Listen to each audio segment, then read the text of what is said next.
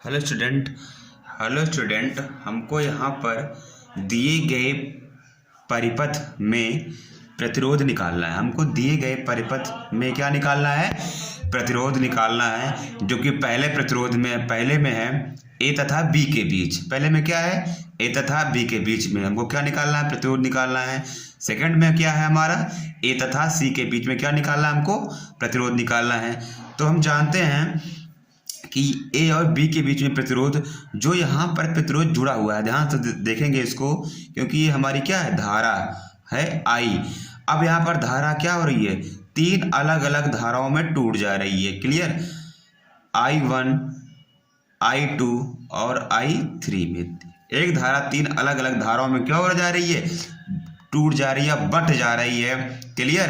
तो यहाँ पर हम देख पा रहे हैं कि ये तीनों किसमें जुड़े हुए हैं? समांतर में। क्लियर? ये समांतर क्रम में जुड़े हुए हैं। तब हमको ए और बी के बीच में प्रतिरोध निकालना है। क्लियर? ए और बी के बीच में समतुल्य प्रतिरोध निकालना है। तो फार्मूला क्या होता है समांतर में? 1/RP बराबर 1/R1 plus 1/R2 plus 1/R3, क्योंकि तीन प्रतिरोध दिए गए हैं इसलिए हम यहाँ पर R3 तक ले गए। अब क्या करेंगे हम? यहाँ पर 1/RP बराबर R का मान कितना? 1/R में 6 ओम। हम यहाँ पर कितना रख देंगे? 6। 1/R2 का मान कितना है? 3 ओम। तो यहाँ पर कितना रखेंगे? 3। R3 का मान कितना है? 2। यहाँ पर कितना रखेंगे हम? 2। क्लियर? अब क्या करेंगे? इन तीनों का एलसीएम लेकर हम सॉल्व कर लेंगे। इसका इन तीनों का एलसीएम कितना आएगा? 6 आएगा। तो हम इसको सॉल्व करेंगे। 1/RP सॉल्व करने के बाद एलसीएम लेके सॉल्व करने के बाद यहाँ पर आया 1 2 3। क्लियर? और टोटल एलसीएम कितना निकल गया है हमारा? 6।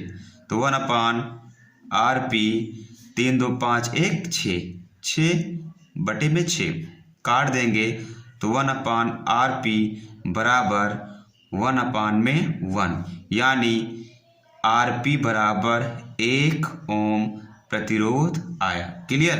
RP बराबर क्या है? 1 ओम प्रतिरोध। किसके बीच में? A और B के बीच में। अब हमको निकालना है A और C के बीच में। हमको किसके बीच में निकालना है? A और C के बीच में। क्लियर? तो अब हमारा यहाँ पर A और B के बीच में कितना प्रतिरोध निकल के आया था? यहाँ पर 1 ओम। क्लियर? 1 ओम मतलब यहाँ पर प्रतिरोध हमको कितना मिला था? 1 ओम।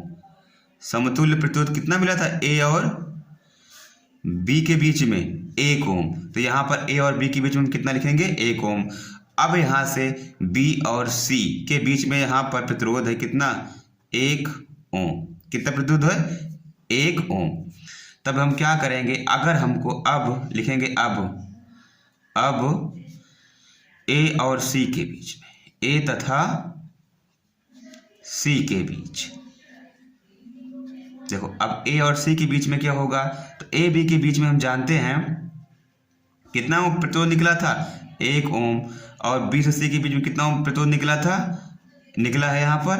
1 ओम दिया गया है, जो कि 1 और यहाँ पर कितना हो जाएगा? यहाँ पर 2 ओम। यानी A और C के बीच में कुल प्रतिरोध हमको यहाँ पर देखने को मिल रहा है 2 ओम। A और B के बीच में 1 ओम और B और C के बीच में 1 ओम। दोनों मिलाकर हमारे पास प्रतिरोध कितना हो गए? इस सर्किट से इस सर्किट तक 2 ओम प्रतिरोध। क्लियर?